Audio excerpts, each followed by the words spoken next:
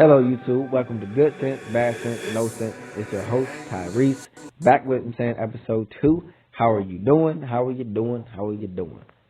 Anyways, I'm coming up here tonight because, and it's, well, I guess it's almost tomorrow. It's 12 o'clock p.m. my time. But anyways, the reason why I'm coming up here tonight is to talk about how education has been stifled, but because of capitalism. Now, the biggest reason why it's been on my mind is because I know that, we're living in a time frame when we truly believe that,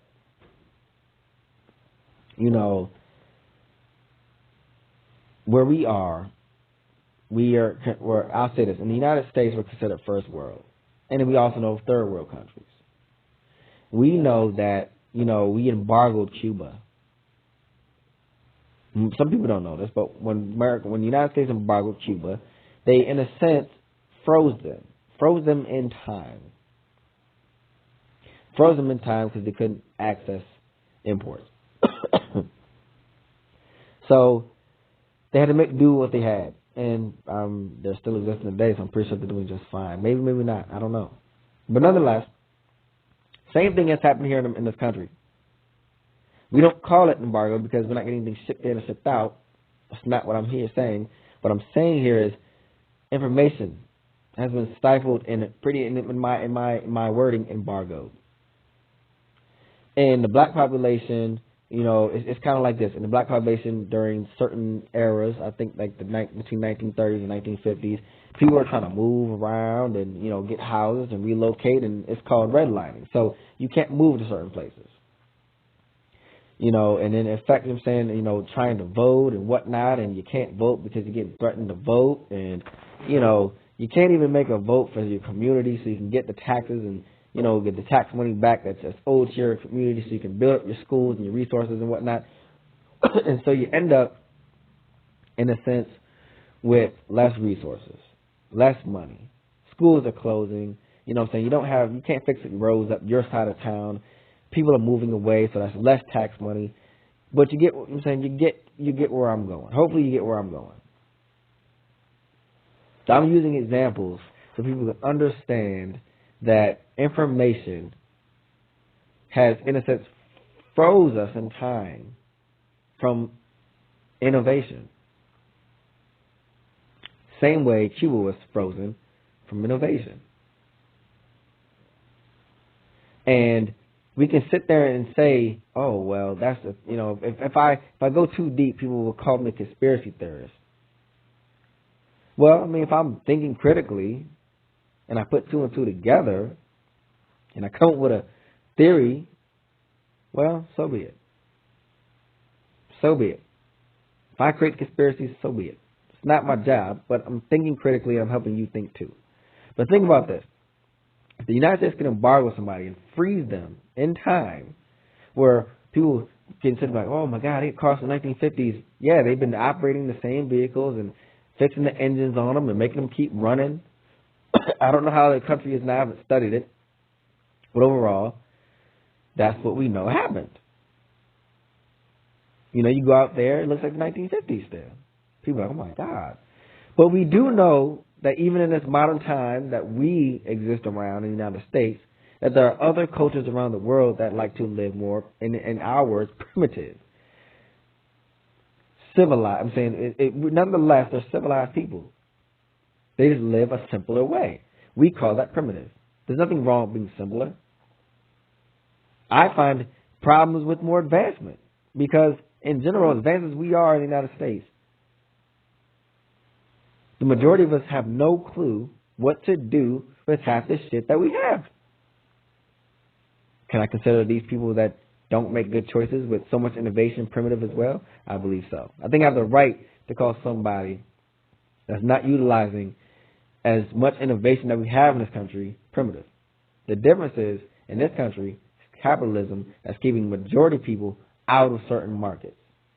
We know in history that certain people, because of the economy or because of redlining. You know, so they couldn't get houses. So certain people that didn't get paid as much, the working class, gets paid less than the CEOs or the higher management class and, you know, white collar class. You know, we know this. You can make a good living being a master electrician or master plumber and whatnot. But nonetheless, what I'm saying here is the working class, the labor of the world, the labor of the United States gets the short end of the stick. We get what's called minimum wage, which means that every employer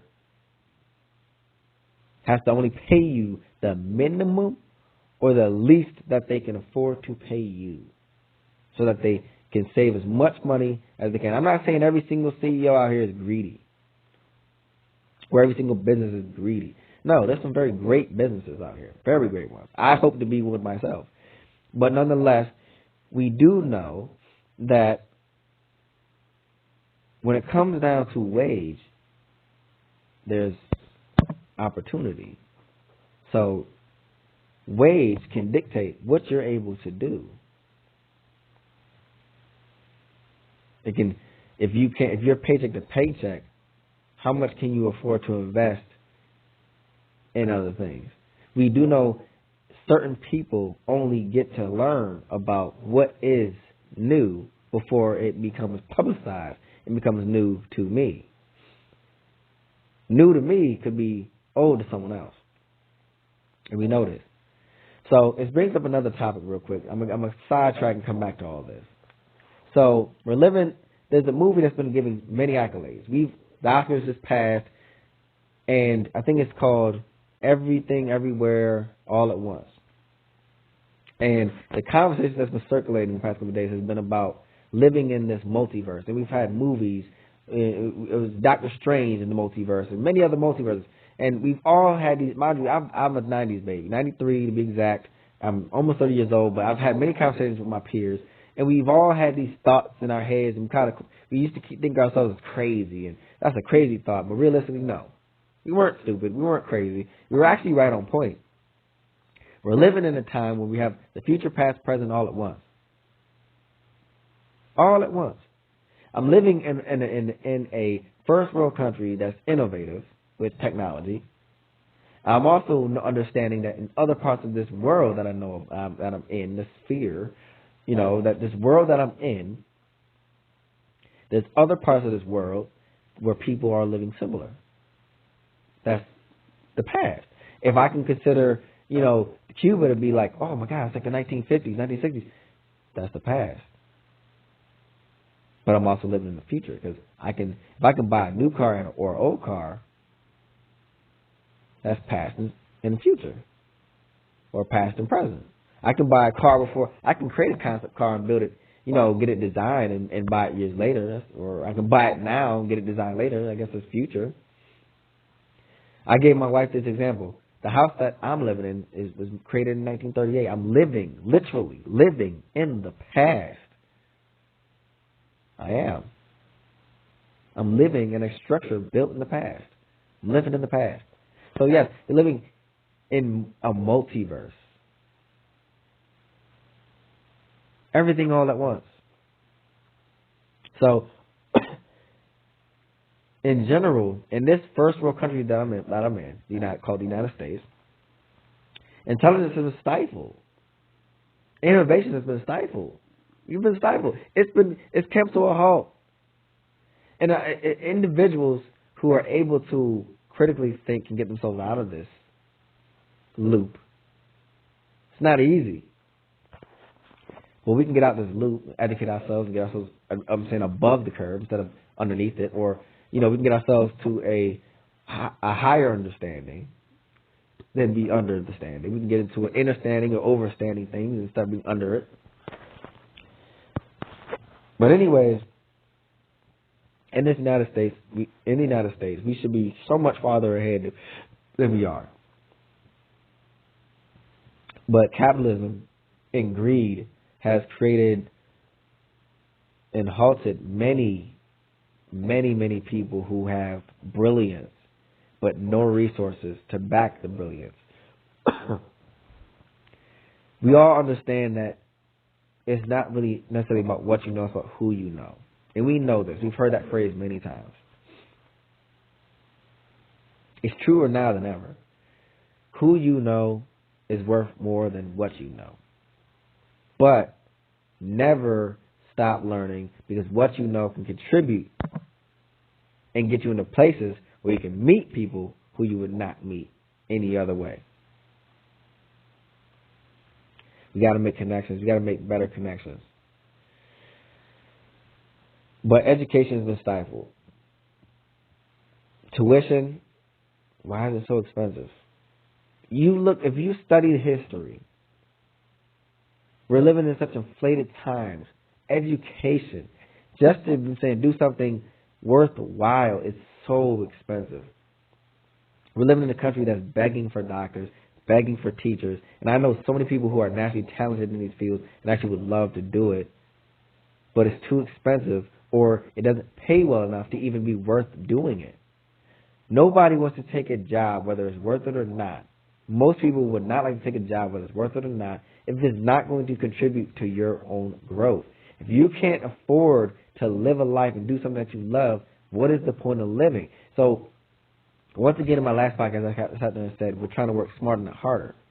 Yeah. It's going to take time to do that, because we have to wait, or we have to protest, or we have to shut down this system and completely innovate it. We have to ground ourselves and figure out what our culture is, what we stand on, what we believe in, our morals, but at the same time we have to innovate and go further. But education has been stifled because of capitalism. We should be way more advanced. We have the internet in most places, and we're still trying to get into the rural places and whatnot, and there's so much, but there's so much going on, and it's happening all at once, and unfortunately, there's a select few people who, I don't know their names. Maybe I've met you, maybe I have not. I don't know them. But they don't want mass education. They don't want mass intelligence. They want labor to get their plans off the ground so they can continue being rich and fueling whatever they want to fuel. I do know this is true. Do you want me to bring up all these, these stories? No, I don't need to. I think most people can hop on Hulu and find many stories of what I'm talking about. Hop on TikTok, hop on Facebook, hop on Instagram, YouTube. But in general, overall, education has been stifled. It's been embargoed. I'm using these terms as metaphors for it's come to a halt. Yes, the population needs to educate themselves. Yes, that's what I'm here for. That's why I'm talking right now, because I'm trying to make sure that you guys are aware that it's just like myself. We need to educate ourselves. We can't keep waiting for someone else to do it. If you're my age, 30 years old, even if you're in your young 20s, you should be studying. And if you have kids, teach them how to study, the importance of studying, and why you need to study. And in general, if you have kids, if you're not studying, what are you going to teach your kids down the road when they're coming up and they're so far behind because you didn't study the things that are actually happening right now? I understand that working a 9 to 5, or in general working a 12-hour shift, 13, most of us are probably working 10, 12-hour shifts. I'm just being honest with you. You're lucky if you can do an 8-hour shift these days. Overtime is needed. So most of us are probably working 10, 12 hours. So I know it can be hard to find time for other things. I'm fortunate enough to have a career where I can, listen to podcasts and study it while I'm moving. That's what I love doing. When I'm home, I'm throwing a podcast. I can move, cook, all at the same time. I'm studying up, learning. Hopefully you guys do the same thing. That's why I'm making this podcast, so you can listen to me or listen to anyone you want to listen to while you're doing what you're doing. And as I'm learning, I'm going to help you learn. But overall, the topic of the day, once again, was education being halted. It's being embargoed. We know about redlining. We know that was true. We know the embargo happened. We know that was true.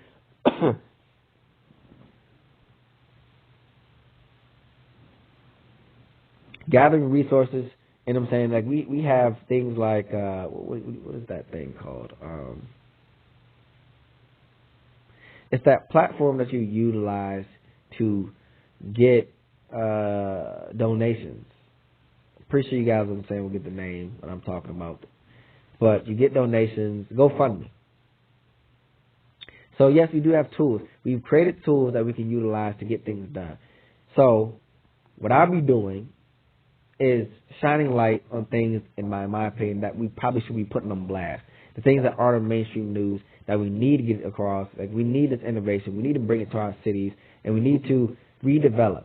We need to be a part of planning and developing the things that we need to see around us in order to get us ahead into the future. So many cities are dilapidated, running down. We're the only ones that can get it done. I'm the younger millennial. We're in charge now. We need to build the future, but it's going to come with us networking with each other and building things and really coming up with a sound plan. But education was stifled on purpose. Fortunately, the times are changing. But nonetheless, we've been stifled for 70 years. Innovation, all these great minds that have just been drowned out. And most of us are just working day in and day out, just waiting for retirement. I'm fortunate enough to know that, you know, when I get on social media, as much ignorance I see going around, because I see a lot of it. So most of it, I'm saying, the social media is literally entertainment. And most people don't want to pay attention to information. But the best part about social media is you're able to access so many people all at once. So this is my tip number one, I guess. Social media is your best friend only if you have a plan and a business in mind or an idea in mind, because you can literally tailor so much, like every platform, whether it's shopping for shoes or shopping or in general your Facebook page, you can tailor everything to your settings. You want to find something specific, you can tailor everything. So you can access hundreds of thousands of people all at once with a click now. Don't ever forget how much you can do. I always be worried about talking and speaking and public speaking, etc. I'm getting more comfortable with it because I have no choice. But we have to, so like I said, education was stifled on purpose. And as I'm 30 years old, I'm looking at my predecessors, the people before me. They did their best. They didn't know what the future was going to hold. No one really truly knew what we'd be doing with the stuff that we have today and how it would be used. You know, technology came in to make life easier for us. You know, people say calculating is dumb. But, you know, you don't ever forget the basics, but you utilize the tools nonetheless. So,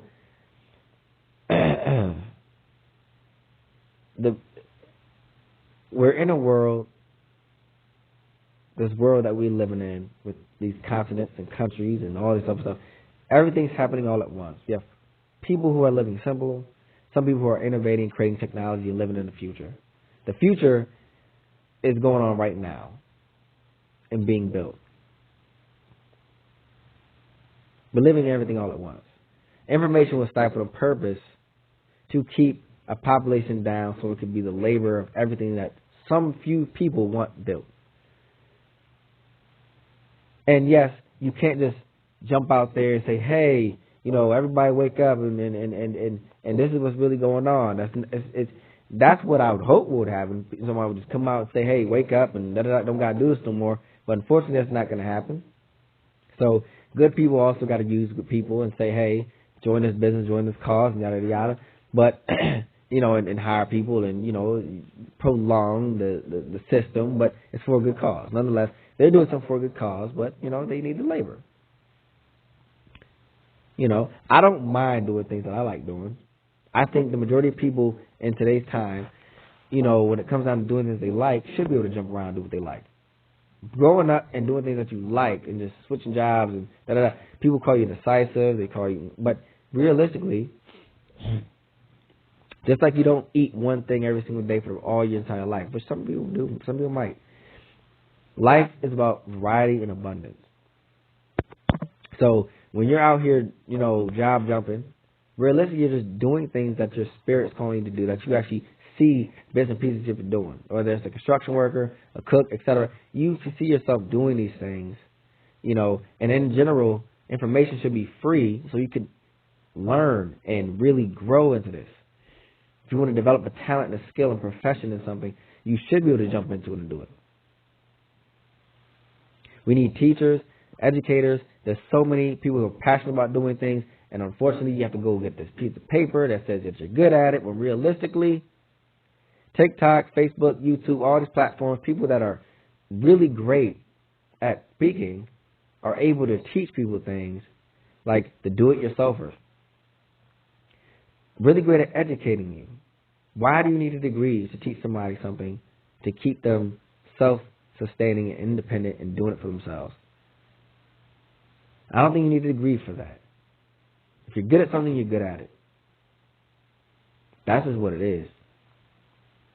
People are stifling information for money and resources.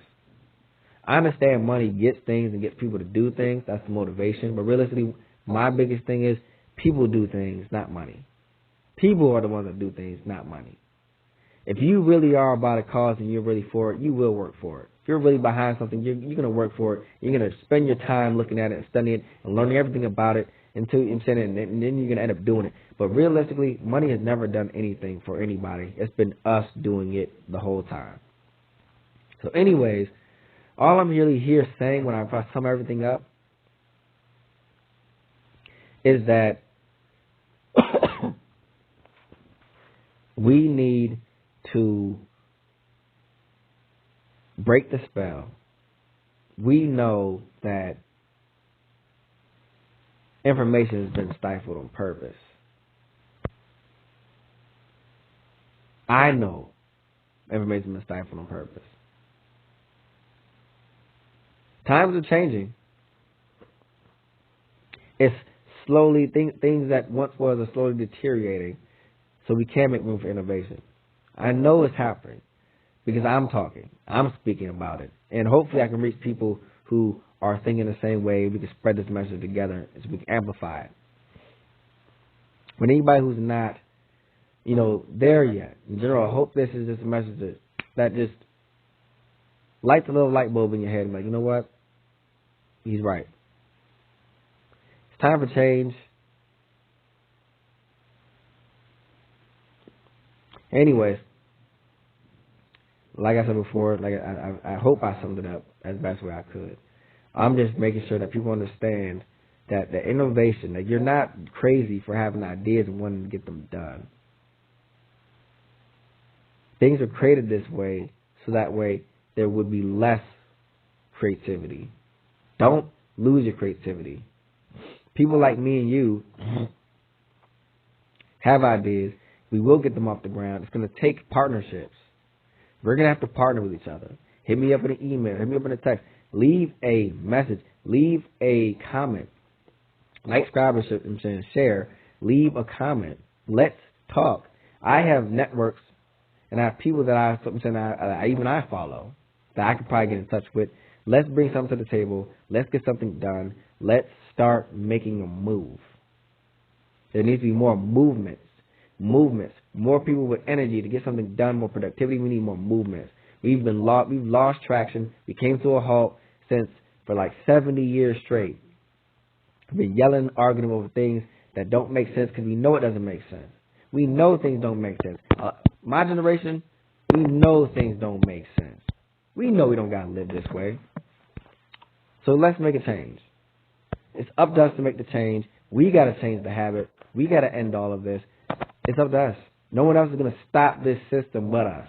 Either we're going to stop, make that come to a halt so it works for us, or we're going to keep working it and complaining that it doesn't work for us. We got to come. We got to make this come to a halt. We know what I'm saying. What we need. We need that free education. We need teachers, doctors, etc. And the only way to get those, those things is to make education free. You want a smart, intelligent population. Stop holding up them libraries in them schools. Yale, Harvard, all that. Nope. All schools should be free.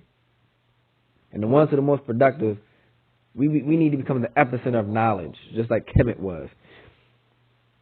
Just like the Mayans and the Incas and the Aztecs, we need to be the epicenter of intelligence. Bring it back. Not just a bunch of consumers. We need to be the epicenter of intelligence. We're a first world country, damn it. First world. And yet we're falling behind on everything. So it's time for us, to get up, get active, get out there, create these movements, network partnerships. That's what we need right now. If you have any ideas, let's bring it to the table. Give me a comment. Hit me up with my email. Send me my DMs. I'll give you my links. Let's talk. Love you guys. Talk to you guys later. I just wanted to give you my opinion tonight. I'll come up and I'll really come back with some thorough conversation. Thorough. With some sightings and all this stuff. My research, I have lots of it. Love you guys. Talk to you guys later. Good night.